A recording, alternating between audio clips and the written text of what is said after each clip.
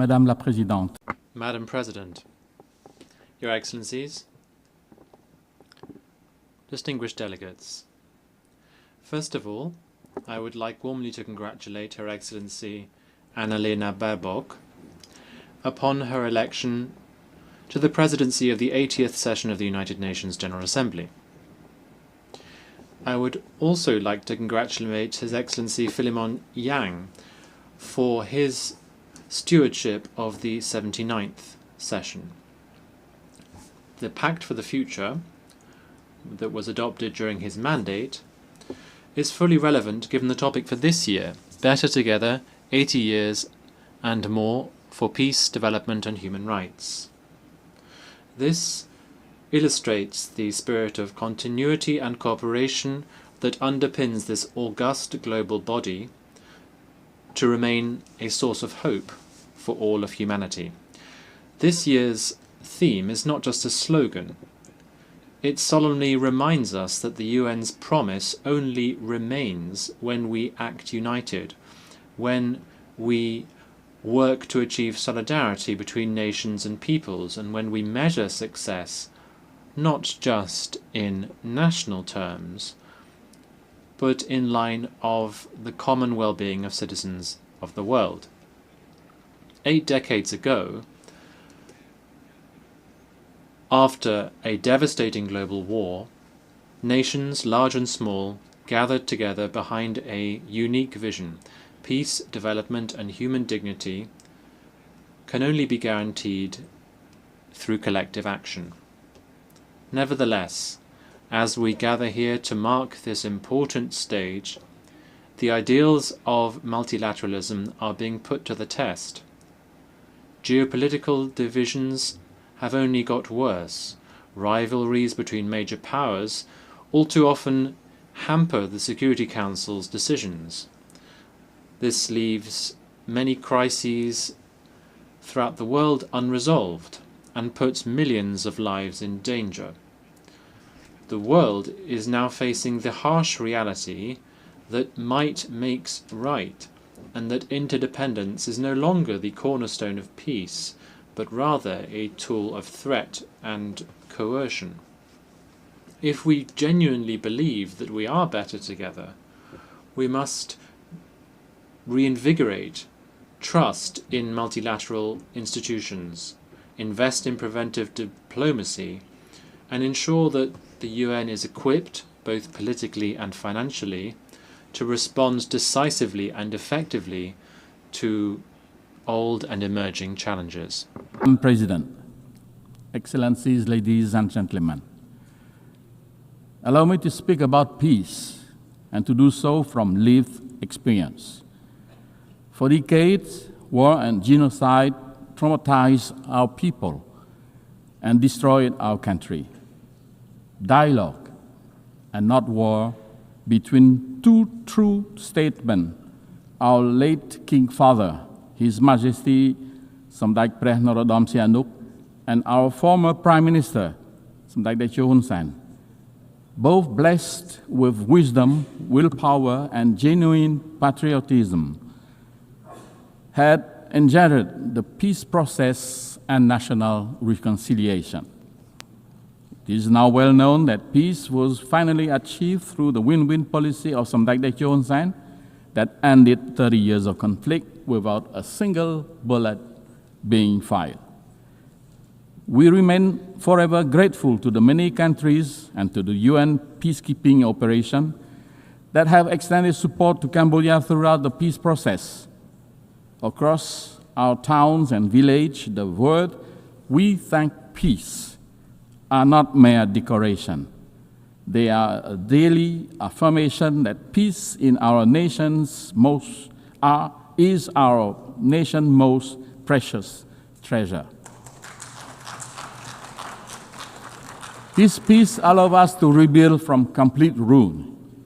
Before the pandemic, our economy achieved an average annual growth of around 7%, positioning Cambodia to graduate from least developed country status by 2029.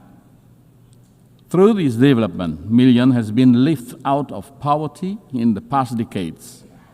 We are grateful for our partners who are supporting Cambodia towards smooth graduation through, among others, open and inclusive trade. Guided by our pentagonal strategy, Cambodia aligns its development agenda with the Sustainable Development Goals. We officially launched last year the roadmap to achieve the universal health coverage in Cambodia by 2035, and expanding access to quality education, ensuring that our youth are equipped for a changing world. Our women now hold leadership positions in government and private enterprises at unprecedented level, strengthening the fabric of our society. We are firmly committed to protecting and expanding the civic space and strengthening democratic governance, knowing that development and human rights are inseparable pillars of lasting peace. On climate action, one of humanity's greatest collective tests, Cambodia has submitted its third nationally determined contribution to the UNFCCC. Last June, we signed the agreement on biodiversity beyond national jurisdiction and already deposited our ratification instrument earlier this month. These steps reflect our belief that environmental stewardship is a global duty and a moral imperative. With complete peace at home, Cambodia has been able to offer our humble contribution to peace building and peacekeeping around the world. From a country once hosting UN peacekeeping mission, Cambodia has become a steadfast contributor to global security. Since 2006, we have deployed over 10,000 peacekeepers, more than 800 of them women, to 10 UN missions across the globe. We have protected civilians, clear landmines, and support rebuilding war-torn communities. We are currently an active member of the UN Peace Building Commission, helping nations emerging from conflict to build institutions and foster reconciliation.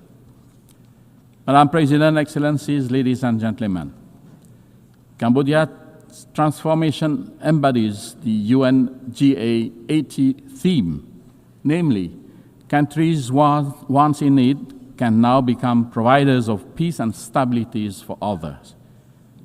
It is therefore deeply painful to inform this august assembly that the hard-won peace that we so profoundly cherish and wholeheartedly share around the world is today threatened in our own home, not by internal division like in the past, but border conflict with a neighbor.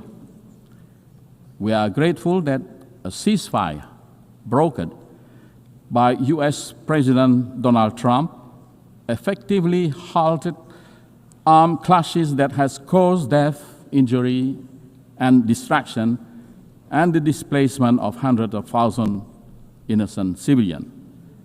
Like Armenia and Azerbaijan, Cambodia has nominated President Donald Trump for the Nobel Peace Prize for his crucial role in this important step to peace.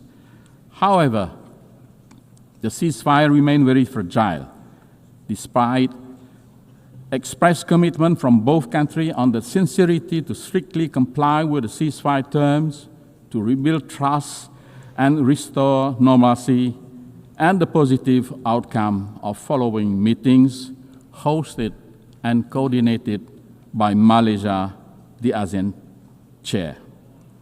But sincerity is only credible, and trust can only flourish when respect with both the letter and the spirit of the agreement matches with real action on the ground.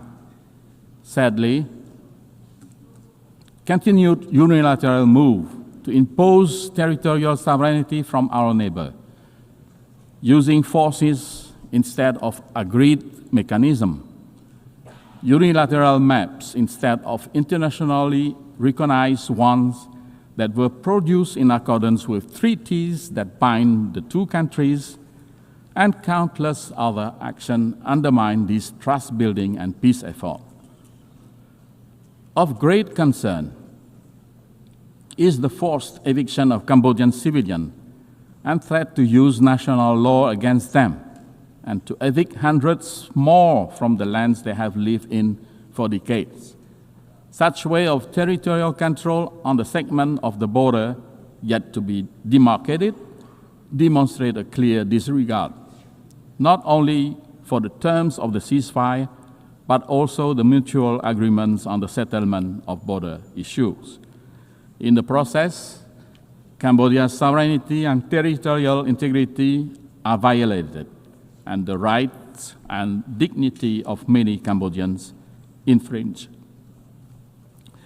Cambodia has consistently and strictly observed the ceasefire, demonstrating good faith and full transparency in the implementation of its term. We have exercised the utmost restraint, even in the face of repeated incident and provocation. As recently as this morning, there was an unprovoked attack near a sensitive site, following an allegation that our force has opened fire first. We firmly reject such accusation. Our troops have not fired first, nor have they returned fire in retaliation to the provocation, underscoring our commitment to peace. Guided by the same spirit that ended our internal conflict near 3 decades ago, Cambodia reaffirms its call for dialogue and the peaceful settlement of all outstanding issues. We urge strict and sincere adherence to the agreed terms of the ceasefire, full respect for bilateral agreements, and observance of international law, including the Charter of both the United Nations and ASEAN. We earnestly seek the continued support and good offices of the ASEAN Chair and Member States, the Secretary General of the United Nations and relevant UN bodies, as well as leaders around the world, to help de-escalate tension, encourage a peaceful resolution, and prevent any further tragedy. Cambodia is a small nation focused on rebuilding our economy and improving the well-being of our people. We pose no threat to the sovereignty of any country.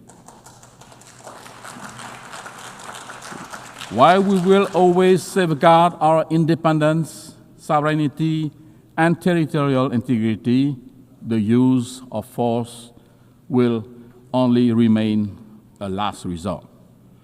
Cambodia will continue every effort to restore trust and normalcy, to promote harmonious coexistence and good neighborly relations, and to transform border areas into zones of peace, friendship, cooperation, and shared prosperity. Madam President, Excellencies, ladies and gentlemen, to honor the Founder's vision and meet today's realities, the United Nations itself must adapt. Cambodia supports pragmatic, incremental reform that strengthen the UN effectiveness without undermining the Charter. We believe that key priorities include empowering preventive diplomacy and mediation, giving the UN more tools to diffuse crises before they erupt, strengthening the General Assembly, which is the most representative body, by giving its resolution greater follow-up capacity and moral weight, expanding non-permanent Security Council seats to better reflect today's multipolar world and enhance legitimacy of the Council, enhancing peacekeeping and border monitoring missions, especially in dispute areas, so that small states have equal access to mediation and protection. Complementary measures such as funding, technology, and gradual legal adjustment can turn broad reform principles into concrete progress. For countries like Cambodia, the UN greatest strength is not cohesive force, but its moral authority, legitimacy, and convening power, quality that can shield small nations and sustain peace.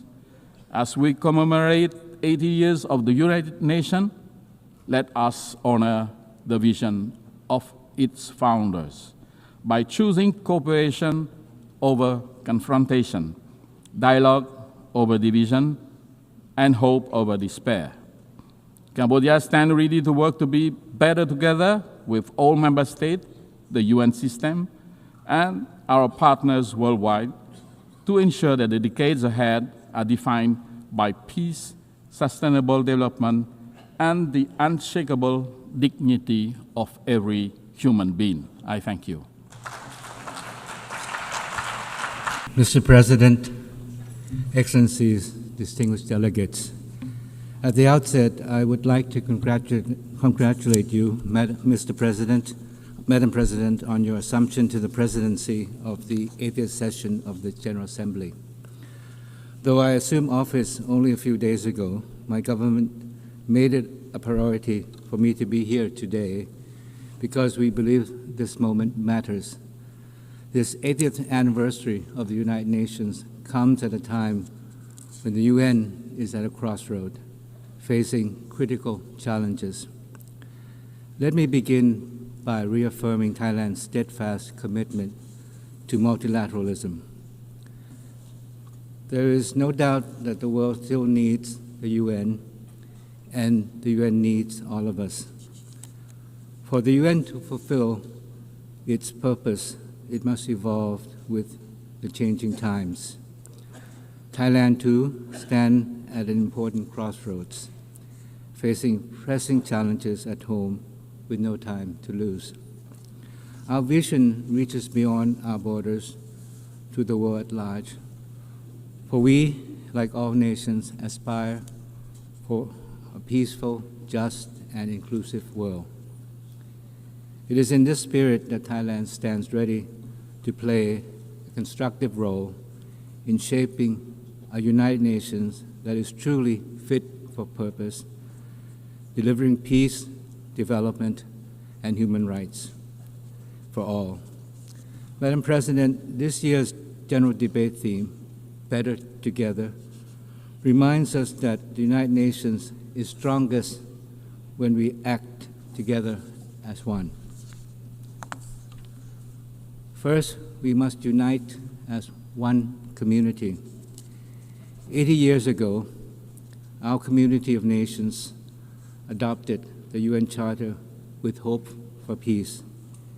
Yet today, we face a world increasingly divided by protectionism, fragmentation, conflicts, and climate change that spares no nation. The war in Ukraine, now in its third year, continues to bring immense suffering and destruction. Likewise, the horrendous suffering in Gaza, where innocent civilians, especially children, are paying the heaviest price, weighs heavily on our collective conscience.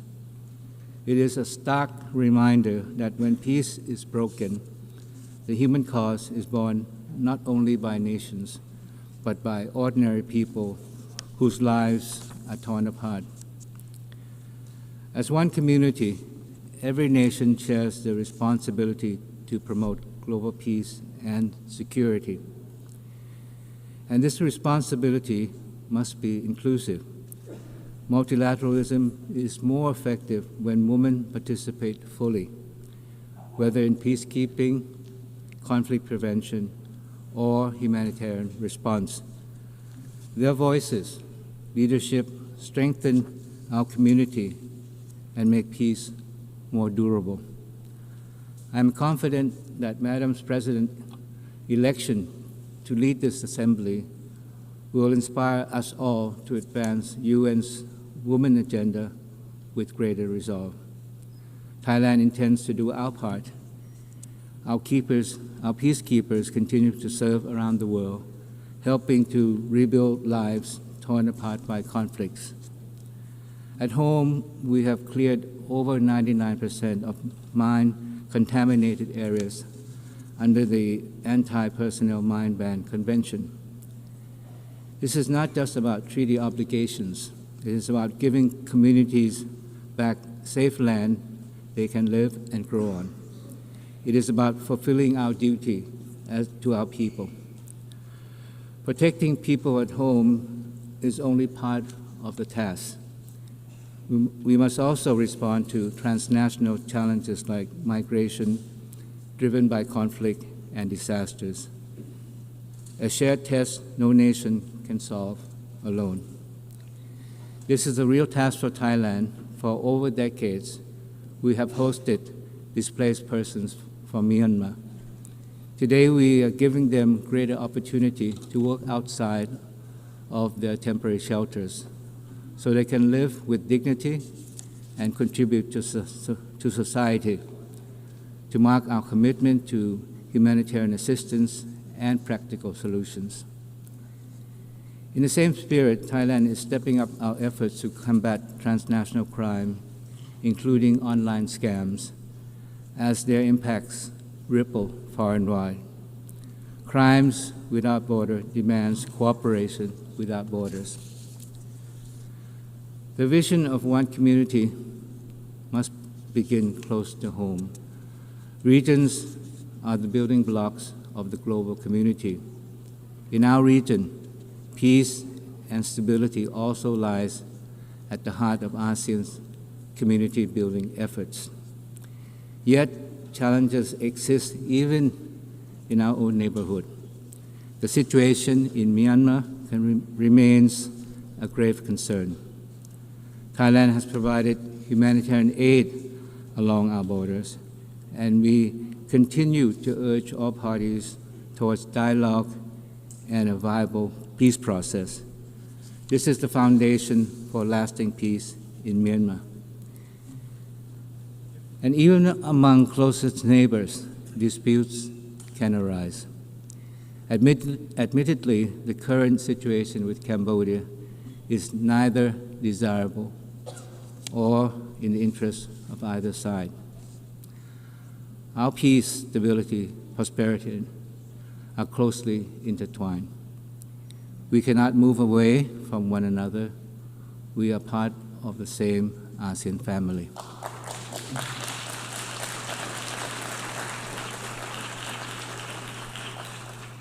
This morning, I intended to say something different and positive, reflecting hope for the future. But I had to rewrite the speech because of the most regrettable remarks by my Cambodian colleague. To my dismay, Cambodia continues to present itself as the victim. Time and time again, it has portrayed its own versions of the facts, which does not hold up to scrutiny because it is simply a distortion of the truth. We know that who are the real victims. They are Thai soldiers who have lost their legs from landmines, children whose schools were shelled, and innocent civilians who were shopping that day at the grocery store that came under attack from Cambodian rocket fire. Yesterday, I met my Cambodian colleague in the very hall of the United Nations. We talked about peace, dialogue, mutual trust, and confidence.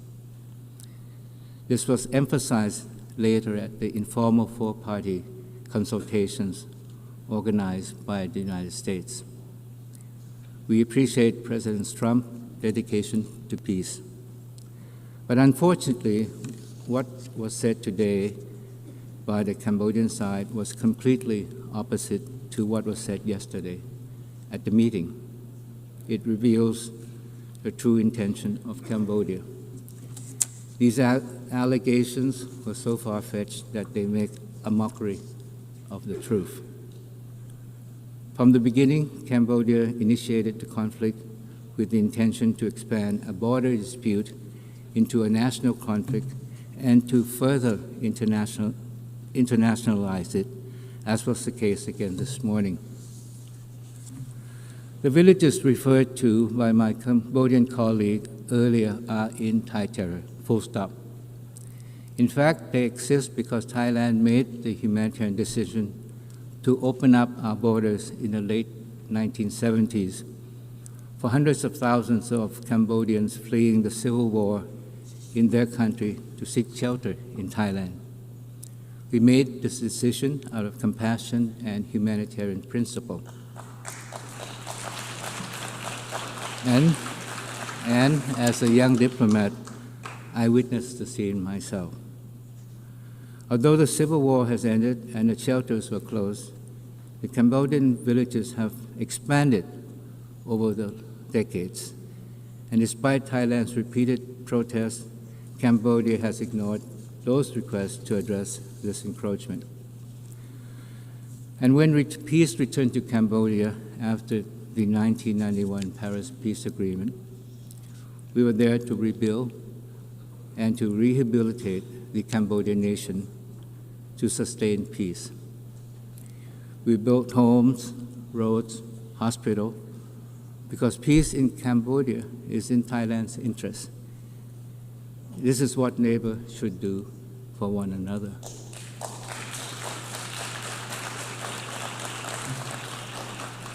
Mr. President, the ceasefire is still fragile. We must make it work.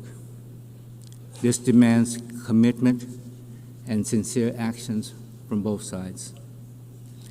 Regrettably, Cambodia's continued provocation, including mobilization of civilians into Thai territory and recent firings toward our side, undermine peace and stability along the border.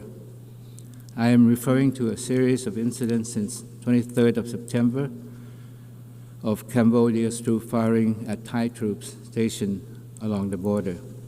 The most recent incident happened just today. Thai troops have also continued to detect surveillance drones intruding into Thai territory on a daily basis across the border areas. These actions constitute a violation of Thai sovereignty and territorial integrity, and the ceasefire agreement reached at the special meeting in Putrajaya, Malaysia, and reaffirmed at the bilateral border committee meeting. Now, let there be no doubt that Thailand has always and will always stand for peace, and we will do everything we can to find a peaceful solution to the current problem with Cambodia. At the same time, Thailand will always stand firm and resolute in the defense of our sovereignty and territorial integrity. We urge Cambodia to work with us in resolving the differences through peaceful dialogue and existing mechanism. Today, our two countries face a defining choice. As a close neighbor and as a friend, we must ask Cambodia which path they wish to take, the path of continued confrontation or the path of peace and cooperation. Thailand chooses the path of peace because we believe that the people of both countries deserve no less. But we really question whether it is the intention of Cambodia to join us in this pursuit for peace. For Thailand, dialogue, trust, and good faith are not just words, they are the way forward. We will continue to uphold these principles in our engagement with partners in ASEAN and beyond, including major powers, in pursuit of sustainable peace and shared prosperity. To speak of one community, Mr. President, is to reaffirm that we are bound by shared principles that everyone is born free and equal in dignity and rights. As a member of the Human Rights Council for 2025-2027 and chair of the Third Committee of the General Assembly, Thailand is committed to promote and protect human rights for all. For us, it is not just about holding a seat at the table. It is about making a real difference in people's lives, the lives of those caught in conflict, those living with disabilities, and those who are often left behind. Advancing the rights of women and girls is also central to this effort. Equal participation and freedom from violence and discrimination are not just human rights, they are the foundation of just and resilient societies. Health is another fundamental right that cannot be overstated. Ensuring access to care is not only about saving lives, it is about giving every person the chance to live with dignity and security. This is why Thailand champions the right to health at home and globally. Our universal health coverage and village health volunteers put people first so that no one is left behind and every community is given the tools to thrive. Thailand is also contributing to global efforts on non-communicable diseases and pandemic preparedness, including through the WHO pandemic agreement. We do not know when the next pandemic will strike, and only by working together can we be prepared and ready. Mr. President, peace and human rights cannot stand without sustainable development. Yet today, development is under threat from rising protectionism, tariffs, and trade barriers may serve short-term interests, but they hurt us all in the long run and divide us when we need the most solidarity. Thailand believes that true prosperity is built not on walls of tariff, but on bridges of trust. Our path forward is open and fair trade, rooted in people-centered and inclusive development. But sustainable development is not just growth. It is about values and balance between progress and preservation. That is why Thailand's sufficiency economy philosophy, built on balance, resilience, moderation, has guided our development journey.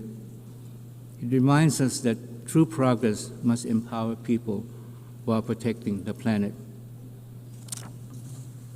With only 5 years left to achieve the SDGs, we must strengthen partnership at all levels and confront the inequalities and financing gap that still hold back our common future.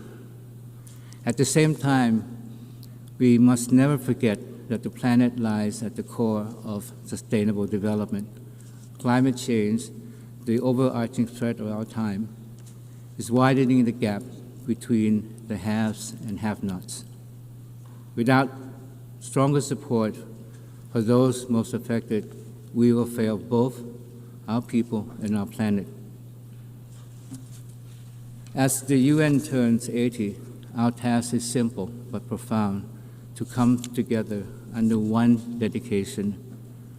We are all bound by ideals, norms, and principles of the UN Charter. But the world has changed dramatically. Renewing our dedication to multilateralism is no longer optional. But the truth is, the history of the UN is filled with promises made but not kept. Each unfulfilled pledge erodes the credibility and weakens global trust. If the UN is to remain at the heart of multilateralism, we cannot afford to repeat this cycle. That is why the Pact for the Future adopted last year must become a blueprint for action. To deliver meaningful progress, our national actions must match our collective pledges. But for the UN to effectively deliver on its task, it must be equipped with the resources it needs. We must ensure that the UN has the means to achieve the ends it has been mandated to undertake, so that the UN can remain a driving force for peace and development. Mr. President, as we seek to rebuild, reinvigorate, and reform the UN, we must be guided by the vision of one future. For the UN to guide us into the future, comprehensive reform, including the Security Council, are imperative. The UN must be more representative, transparent, accountable, and also fit for the future, coherent in action, relatable to people, and adaptive to change. That is why Thailand strongly supports the UN 80 initiative. It is not just about closing financial gaps, but a once-in-a-lifetime chance to make the UN reconnect with the people it serves. But as we strengthen the UN, we must recognize its limit. The UN cannot do everything, and multilateralism is bigger than the UN alone. It thrives when rooted in strong regionalism. Regional institutions are the first responder to crisis, builders of trust among neighbors, and the bridge between global commitments and local realities.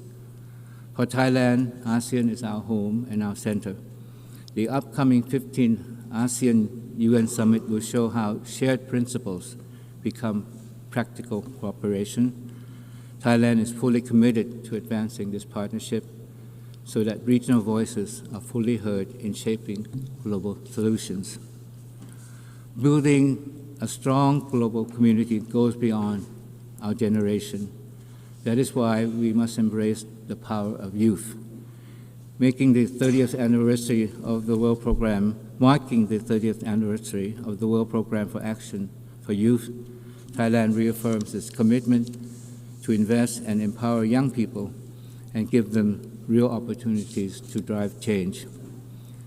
With this in mind, Thailand is proud to have youth delegates joining our national delegation to the UNGA so they can actively participate in shaping the future they envision. For in the end, the future belongs to them. It should therefore be built by them. Mr. President, Excellencies, distinguished guests, in its 80th year, the United Nations must live up to its very name, nations that stand united. We gather here not only in celebration of what has been achieved, but to look ahead to what more we can accomplish together. The lessons of 80 years is clear. We are strongest when we stand as one community, bound by one dedication, and united in shaping one future for all. This is the true meaning of better together as one. Thailand pledges to do our part, and more than that, we challenge ourselves and all our friends here today to turn words into deed. That is how we will make the next 80 years better than the last. Thank you very much.